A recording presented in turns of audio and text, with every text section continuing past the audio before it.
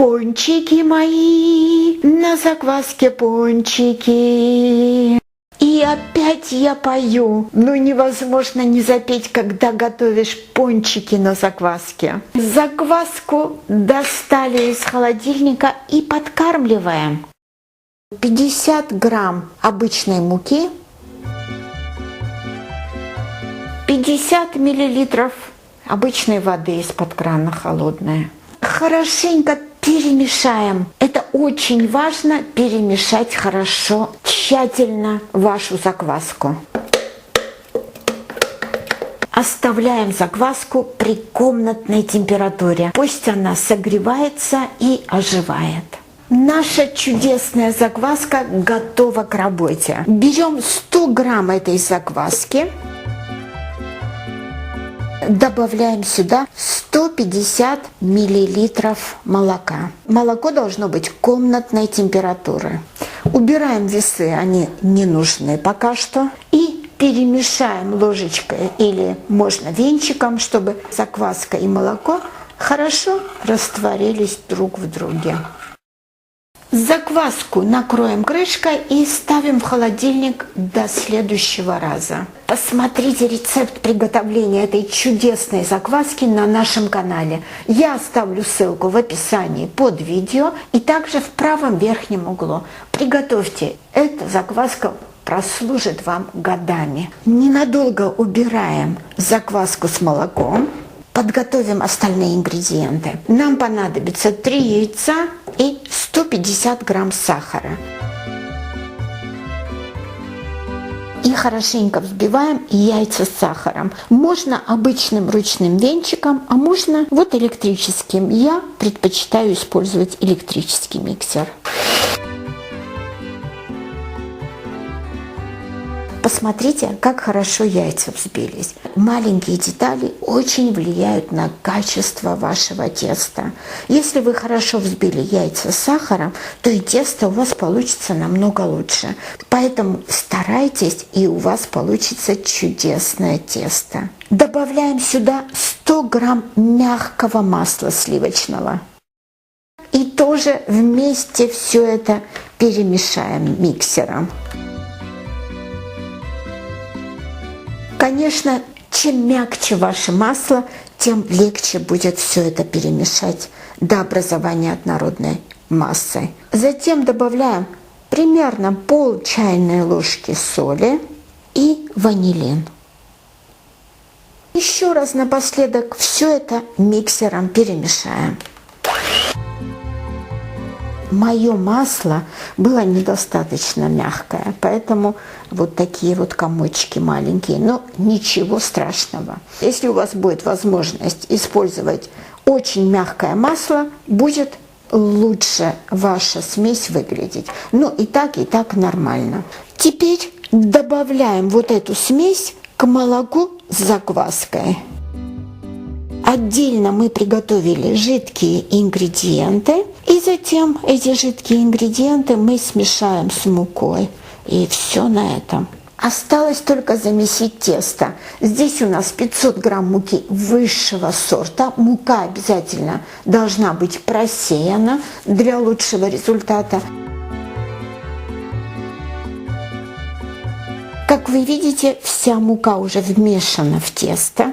Теперь осталось под конец добавить растительное масло. Я всегда использую свою ладошку для измерения количества. Обычно на полкилограмма одной ладошки бывает достаточно. Вот так вот. Или примерно, я могу сказать, это 2 столовые ложки. Вместе с растительным маслом и еще раз поработаем с тестом. Тесто на дрожжах, а закваска это тоже дрожжи, только натуральные. Очень любят, когда его разминают, играют с этим тестом. И за это вы получите чудесное тесто. Тесто отблагодарит вас хорошим качеством, хорошим результатом. Теперь почистите вот так края, чтобы более красиво это выглядело, более опрятно, чтобы это выглядело. Посмотрите, какое чудесное тесто у нас получилось. А А какие вкусные пончики, какие вкусные булочки будут из нее. Вы будете очень довольны, я вам гарантирую. Накрываем тесто пленкой и оставляем при комнатной температуре. В зависимости от температуры в вашей комнате тесто может подняться быстрее или медленнее. Нам нужно дождаться, пока тесто увеличится в размере примерно в 2 раза. Итак, ждем. Прошло около 6 часов, и посмотрите теперь на наше тесто. Оно поднялось достаточно хорошо, но все-таки запомните, пожалуйста, что на закваске тесто будет подниматься не так хорошо, как на магазинных дрожжах. И также очень влияет на состояние теста температура воздуха в комнате, где находится это тесто. Что мы сейчас делаем? Мы будем вытягивать это тесто. Смотрите. Складываем. С другой стороны тоже вот так вытянули, насколько возможно. Сложили. Следующую сторону берем. Примерно 4-6 вот таких растягиваний, вытягиваний мы сделаем. Это вот 4-е вот такое вытягивание. Вот так вот. 5-е и 6-е. Итак, ставим это тесто в холодильник на сутки, на 2, на 3, насколько вы хотите. Примерно через сутки уже можете использовать это тесто и готовить чудесные пончики. Около суток наше тесто пробыло в холодильнике.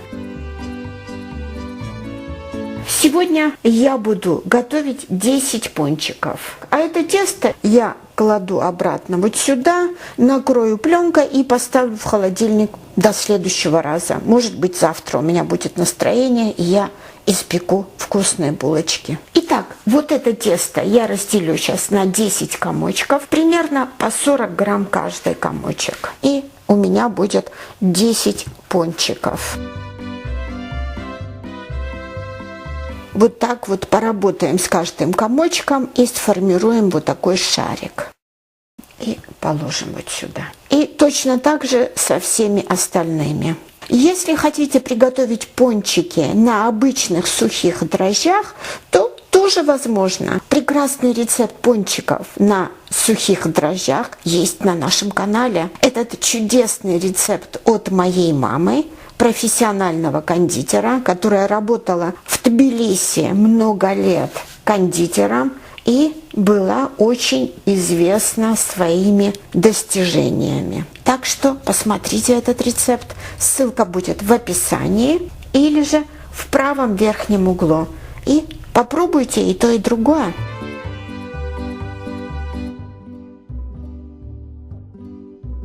Так как это тесто только что из холодильника, дайте возможность согреться. Когда вы увидите, что тесто стало мягкое, пушистое, значит, оно готово к дальнейшей работе. Пока тесто для пончиков согревается и поднимается, мы приготовим чудесный заварной крем с лимоном. Можно вместо лимона использовать апельсин. Это уже по вашему усмотрению. Итак, очищаем цедру от лимона. У меня здесь пол-литра молока. Вот в это молоко я добавлю вот эту очищенную цедру от одного лимона. Теперь на среднем огне нагреваем молоко до горячего состояния. Пока молоко подогревается, подготовим остальные ингредиенты. Нам понадобится 2 яйца. К 2 яйцам добавляем 200 грамм сахара, 100 грамм обычной муки, любой муки. Деревянной лопаточкой перемешаем до однородной консистенции. Посмотрите, все хорошо перемешано. Дожидаемся, пока молоко нагреется. Как вы видите, молоко хорошо нагрелось. Удаляем цедру этого лимона. Понемногу заливаем горячее молоко вот сюда и перемешиваем хорошенько. Чуть-чуть налили и перемешаем. И еще чуть-чуть добавили. Если вам нравится более жидкий крем, то добавьте меньше муки. и ваш крем будет более жидкий. Если просто хотите покушать крем как десерт, а для пончиков рекомендуется готовить очень густой крем. И под конец уже можно все залить. Переливаем обратно эту смесь в кастрюлю. Ставим на средний огонь и при постоянном помешивании доводим до загустения. Как только ваш крем начнет булькать, сразу же убираем с огня. Значит, он готов. Очень просто, как вы видите. Обязательно помешивайте деревянной лопаточкой и не останавливайтесь, пожалуйста. Это занимает недолго, минут 10 может быть, но зато результат вас порадует. А иначе крем будет образовывать комочки и будет не очень хороший крем. Как вы видите, крем постепенно загустевает. Видите, как крем загустел? Сейчас дожидаемся, пока он булькнет хотя бы один раз.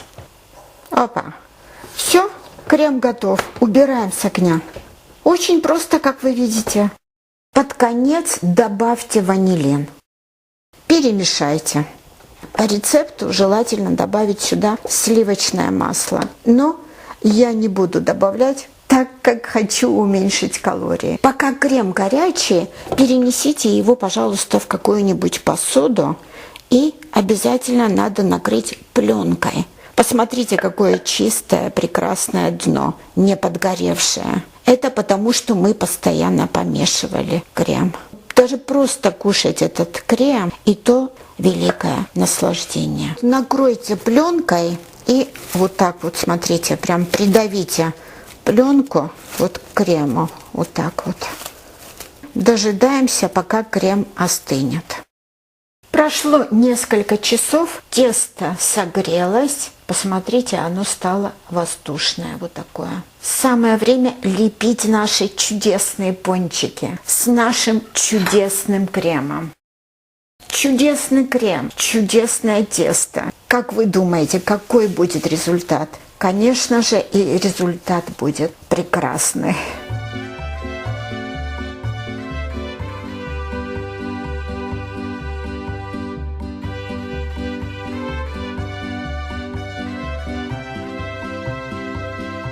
Расплющим тесто с одной стороны, переворачивайте с другой стороны. Используйте муку, сколько вам нужно. Добавляем полную чайную ложку крема на серединку и собираем края. Все очень просто.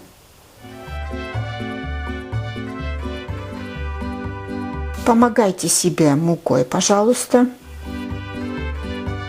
И то же самое со всеми остальными.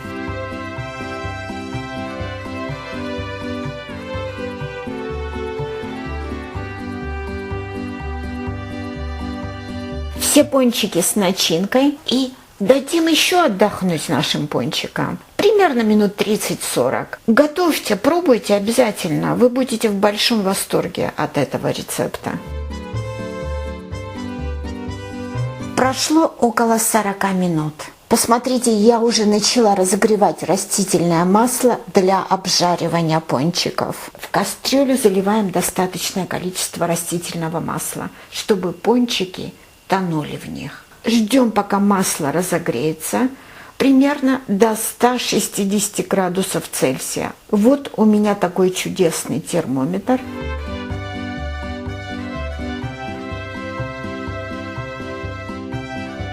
Очень важно обжаривать при правильной температуре пончики, а иначе они могут снаружи подгореть, а внутри остаться сырыми. Если обжаривать в недостаточно разогретом масле, то они пропитаются чересчур растительным маслом и тоже будет невкусно.